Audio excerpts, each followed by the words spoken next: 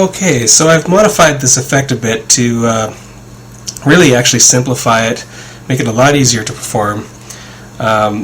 Basically what I've changed is how the spectator will go about thinking of a card. Now, what I've done is I've actually found a way of eliminating many cards that really made this trick complicated for having to use other sort of outs with these cards that just wouldn't work in the effect, and it just got too complicated. So what I've done, I've used an idea from some of you may have heard of Ben Harris's Silent Running, where I'm actually going to get a spectator, rather than approach them and ask them to think of a card, have them just think of a number between 1 and 10. Now, when you ask them to think of a number between 1 and 10, they will naturally think of a number 2 through 9. It'll eliminate the 1 and the 10 when you say a number between 1 and 10. So that eliminates the aces and the 10s for their potential thought of card.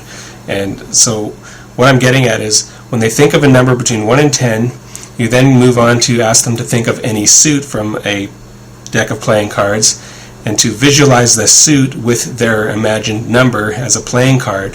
So their number being 2 through 9 will of course be any playing card 2 through 9 with their random suit. So once they have that in mind, now actually before I move on with the effect and how the method goes, I'll just show you the setup quickly. Now I'll have written in the description box the order of the deck, starting with the Queen of Spades at the top of the deck, and you just lay the cards out just down the list as it goes. The Queen of Hearts next, the Ten of Diamonds, the Ace of Diamonds, the Jack of Spades, the Ace of Spades, just like that all the way through. I won't bother going through the whole deck, but you'll see the list and just follow that till you reach the last card, the Two of Spades, and that's the setup. And what you're also going to need to do is you're going to need a different card, a different colored back card for the Three of Clubs. And I'll get to that later, what the purpose of that is. And lastly, you're going to remove the Two of Spades from the deck and have that sitting also in the card box, accessible to easily grab for the beginning of the trick. So you'll leave that aside, and now we're ready to perform. So after you've done the procedure where you've asked the spectator to think of a number between 1 and 10, match that number with any suit they like, so they have a card memorized in their mind that you have no clue that you could possibly know what card they're thinking of. You hand the deck to the spectator, and you ask them to get a photo representation of their card by looking for their card in the deck and actually looking and seeing their card. And so you hand the deck to the spectator, and they fan through the cards, and of course the backs of the cards will be towards you, so there's no way you could see what cards they're looking at. And when they look for the card, what you're going to be looking for is what portion of the deck they're going to be looking at. And now the way the cards are set up is potentially their thought of card will either be in the upper third portion of the deck or the lower third portion of the deck. And this will be you'll easily spot this when they stop at their card and they look at it for a moment to get their, like you instruct to look at the card and get a good photo representation of the card. When they're looking at their card, you'll easily be able to tell that they're looking at either the top third portion of the deck or the bottom third portion of the deck. And that's all you need to know. That's the only clue you need for later in the trick to reveal their card. So once you've noted whether their card is in the top portion or the bottom portion of the deck, you have them square up the deck, and again you can mention to the spectator that you need the photo representation of the card in their mind so that you can get a clear signal from them of an idea of what their card will be, and you're going to try to influence the spectator to position their card in a precise place in the deck so that you can easily reveal it to them later. And again, this is a hands-free trick, so they still have the cards in their hand. What you ask them to do next is to deal the cards into 4 piles. Now, before I get on to this next step of the trick, I'm going to mention that when they look through the cards to get the photo representation of their card, what can possibly happen is if they're thinking of the 2 of spades, they're obviously not going to find the card in the deck because you've set up the 2 of spades in the card box. Now, if they can't find their card, get them to look again to make sure they can't find it in case they've just overlooked it. And when they're positive their card is not in the deck, that is your cue to go to the card box and to pull out the set up 2 of spades. And you can mention to them that you had this intuitive feeling to pull out a card before you did the trick, and it just so happened to be their thought of card, the 2 of spades, and needless to say that should just floor them. And then the trick, of course, will end there, and that's that. Now, should that not happen and they just spot their card in the deck, you've noted where it is, you then continue on by having them deal the cards into 4 piles. And you mention to them that you can have them, they can mix the cards as long as they keep the cards evenly dealt. But what you can do, and something different than what I've done in the performance, is you could have them deal the cards slightly down from the last card they dealt, so into rows rather than into direct piles. So that way they can see where they've dealt their last cards, so that the piles can easily be dealt evenly, and there won't be any confusion as to, which pile had less cards, or you know what I mean. So they can keep dealing the cards any way they like, and they'll know exactly where to put the remaining of the 4 cards they deal for each layer.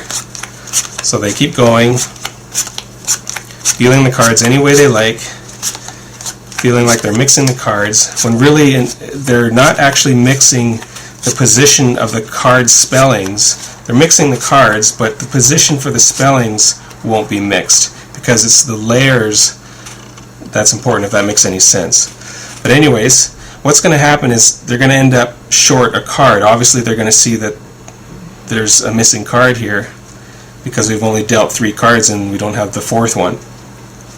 Now, this is where you can just play like you just weren't expecting it, and you go to look to the card box to see if the card is in the card box, and of course it is, and you just play like, oh, I must have misplaced this card, and just set it where it belongs in the missing spot. And that's how you can bring your 2 of spades back into play that never got used for that alternate ending, because you need that card to make this trick work. So you just put it back and you just play along like it was just a little overlooking and a misplacement, and the spectator should think nothing of it. And you can go along with the rest of the trick by having the spectator square up the cards back into piles, and then you ask the spectator to look through each pile for their thought of card. Now, you know which portion of the deck their card was in. Now, depending on the portion, or if it was in the top portion or the bottom portion, what that means to you is when they find their card in whatever packet, you get them to hold the packet either face down or face up, and that depends on what portion of the deck their card was in. If their card was in the bottom 3rd portion of the deck, they hold the packet. Make sure they hold the packet face up for the next part of the trick where they do the spelling of their card. If their card was, of course, in the top portion of the deck, make sure they hold the packet face down. Now, what you're going to do at this point, before you get them to spell their card, you're just going to recap with them what's just happened. They've dealt the cards in a mixed sort of way, so there's no way you could know what cards are in their packet, and there's no possible way you could know which card they're thinking of in the packet. So what you then instruct them to do next is you're going to locate their card by simply getting them to spell the value of their card first, and then the suit of their card in plural form, and the last card they deal after the spelling will, believe it or not, be their thought of card. And this will work for every card that they've thought of from the procedure earlier on, and they will arrive exactly at the end of the spelling. So for example, if they thought of, let's say, the 5 of hearts, they would be holding the deck this way, because the 5 of hearts would be a card from the bottom portion of the deck. So you know to tell them to hold the packet face up. So you then get them to silently spell, and it's important that they do it silently. It just adds to the effect because they're not giving away their card. So get them to silently spell the value of their card. So they silently spell 5, F-I-V-E, and then you get them to silently spell the suit of their card in plural form, in this case hearts for this example, H-E-A-R-T-S. And then the last card they arrive at, they should be blown away to find that that's their thought of card. And that's the end of that. Now, there is one little circumstance that can happen where the spelling won't work, and that will be for the 3 of clubs, only the 3 of clubs. Now, you will know this will happen obviously because they will be surprised to see that it didn't work. And the 3 of clubs, I believe, is the upper portion, in the upper portion of the deck, so it'll only happen during the time when they're holding the packet face down. Now, of course, you're not going to know if it's the 3 of clubs when they actually do the spelling, but you'll find out because it won't work. They're going to spell T-H-R-E-E silently, then C-L-U-B-S, and they turn the card over, and you mention that that should be their thought of card, and no, it isn't. So then what you say is, oh, I'm sorry, I made a mistake. Could you please just return the cards back to the top of the packet and respell the name of the card? It's actually supposed to be spelled the value with the word of in it, and then the suit. And then they go on and they proceed to silently spell T-H-R-E-E of, O-F, and then clubs, C-L-U-B-S, and it's then revealed to be their card, and they should be quite amazed. But, you know, it's a little weak because you made the mistake of, you know, having to change it using the word of, so it seems a little suspicious. But to compensate for that, you're going to blow them away because you're going to say, well, I'm glad the spelling worked for that because I thought I was going to have to pull out this red card that I placed in the box earlier, which just so happened to be your thought of card. And then, of course, that should just freak them right out. And that's the end of that. So, I think I've covered everything, and I hope that was clear enough. And I hope you liked it. So, thanks for watching.